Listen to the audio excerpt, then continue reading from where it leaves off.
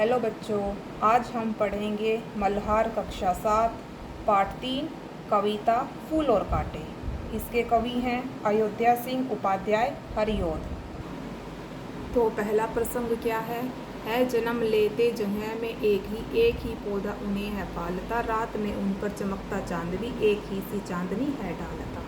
ठीक है, तो पहली लाइन क्या कह रही है जन्म लेते जगह में एक ही, फूल और कांटे दोनों एक ही जगह जन्म लेते हैं, एक ही पौधा उन्हें है पालता, एक ही पौधा उन्हें पालता है, एक ही डाली पर दोनों रहते हैं, रात में उन पर चमकता चांदनी, एक ही चांद उन पर चमकता है, एक ही सी चांदनी है डालता, और दोनों पर एक जैसी ही चांदनी डालता है।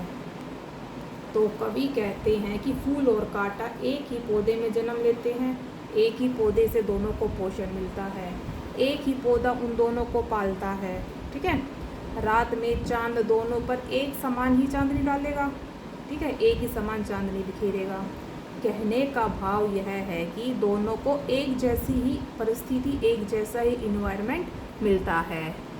प्रसंग 2 क्या है अब, मेह उन पर है बरसता एक सा, एक सी उन पर हवाएं है बही, पर सदा ही यह दिखाता है हमें ढंग उनके एक से होते नहीं। ठीक है, मेह उन पर है बरसता एक सा, मेह मतलब बादल, यानी कि उन दोनों पर बादल एक जैसी ही बारिश करता है, बारिश फूल पर भी गिरेगी और कांटे पर भी गिरेगी। एक सी उन पर हवाएं हैं बही, उन दोनों पर हवाएं भी एक जैसी ही बहेंगी, एक जैसी ही चलेंगी, पर सदा ही यह दिखाता है हमें ढंग उनके एक से होते नहीं। ठीक है, उनको सब कुछ एक समान मिल रहा है, लेकिन फिर भी उनका जो ढंग है, उनका जो व्यवहार, वो एक जैसा नहीं होता, एक समान नहीं होता। ठीक है, फूल कोमल होता है, कांटा नुकीला होता है, चुभने वाला होता है।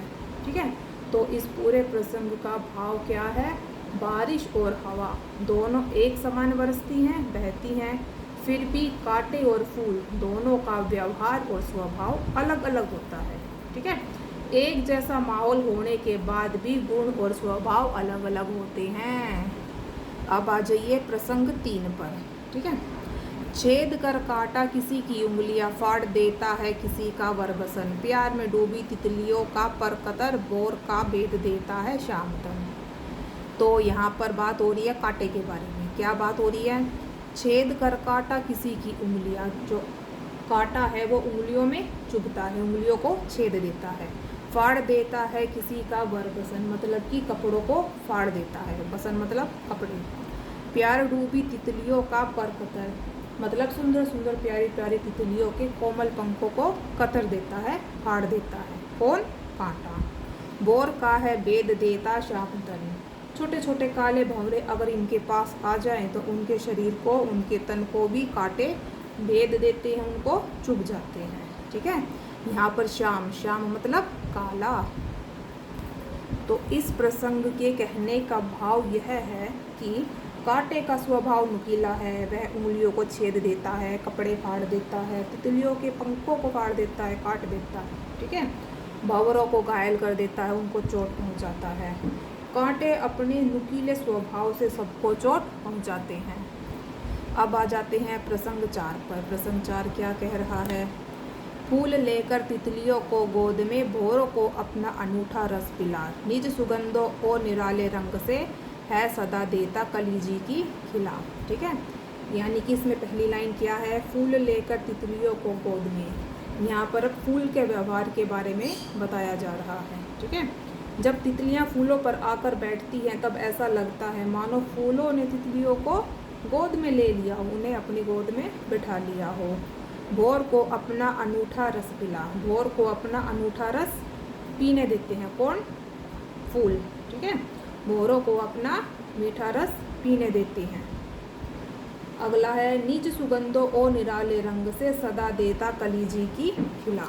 ठीक है, इसका क्या मतलब है, फूल अपनी सुगंधों से, अपने निराले रंगों से, ठीक है, सबके मन को खुश कर देता है। निज मतलब अपने। ठीक है, कलीजी मतलब, कलीजी का यहाँ पर कली, फूल की कली, जी का मतलब मन को। ठीक है, मन को खुश करना, प्रसन्न करना।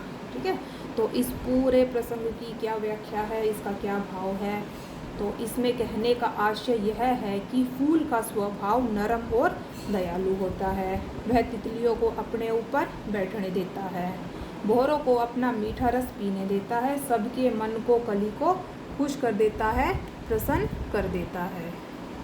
तो अब आ जाते हैं आखिरी प्रसंग, 5वें प्रसंग पर। है खटकता एक सबकी आँख में, दूसरा है सोता सुर शीश पर। किस तरह कुल की बड़ाई काम दे, जो किसी में हो बड़प्पन की कसर। ठीक है, तो इसमें पहली लाइन क्या कह रही है खटकता एक सबकी आँख में। ठीक है, यहाँ पर फूल और कांटे दोनों की बात हो रही है। तो कांटा सबकी आँखों में खटकता है, सबको चुभता है। ठीक है, किसी को कांटा नहीं चाहिए। जबकि दूसरा है सोहता सुरशीश पर, जबकि जो दूसरा है जो फूल है वो देवताओं के सिर पर यानी कि उनके शीश पर सजता है, अर्पित होता है। ठीक है, सुर मतलब सिर पर। किस तरह कुल की बड़ाई काम दे, जो किसी में हो बड़प्पन की कसर। कहने का अर्थ है कि यदि आपका व्यवहार, आपका स्वभाव, गुण अच्छे ना हो तो चाहे आप कितने भी अच्छे परिवार में पैदा हुए हों, तो परिवार की जो कुल है, जो बड़ाई है, जो प्रशंसा है, वो आपके कोई काम नहीं आएगी। तो इस पूरी कविता का भाव क्या है कि जैसे कांटा सबको खटकता है, ठीक है, और फूल शीश पर सजता है, अर्पित होता है।